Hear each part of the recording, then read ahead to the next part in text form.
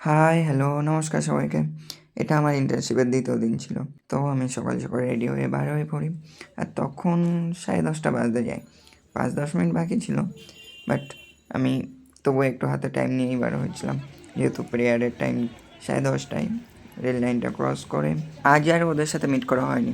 আসলে ওরা লেট করে ঢুকবে বলেছিল, ওই জন্য আমি বেরিয়ে চলে এসেছিলাম। আসলে ওদের স্কুলের সামনে থেকেই আমাদের স্কুলে আসতে হয়। তো সেই যখন ওদের স্কুলের সামনে থেকে আসতে হয়, তো একেবারে ওদের সাথে মিট করে তারপরে আসি।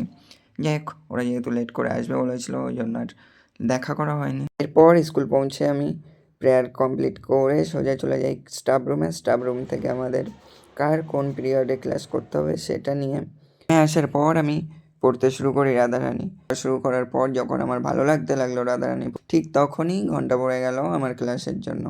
যাই হোক, তবে আমি রাধারানীতে আজকে এটুকু পড়েছিলাম, কৃষ্ণদাসী তার মেয়ে মোহিনীকে রাধারমণের পুত্রের হাতে দেবে না বলে গ্রাম থেকে বাইরে বার হয়েছে। কারণ রাধারমণের পুত্র ছিল নেশায় আসক্ত এবং তার সাথে সাথে নারী নেশায়ও আসক্ত ছিল। পর আমি ক্লাস কমপ্লিট করে এসে দেখি এই যে আমার দুজন কলিগ, তারা ছুটির জন্য অ্যাপ্লাই করছে স্যারের কাছে। আমি ওদের পিছনে লাগছিলাম, সরি এখন তো আমাদের কলিগ।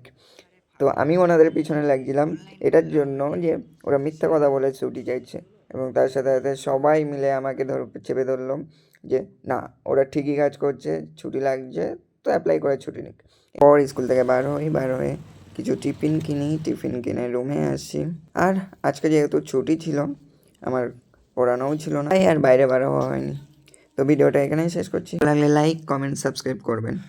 চলো, গুড বাই, দেখা হচ্ছে নতুন একটা ভিডিওতে।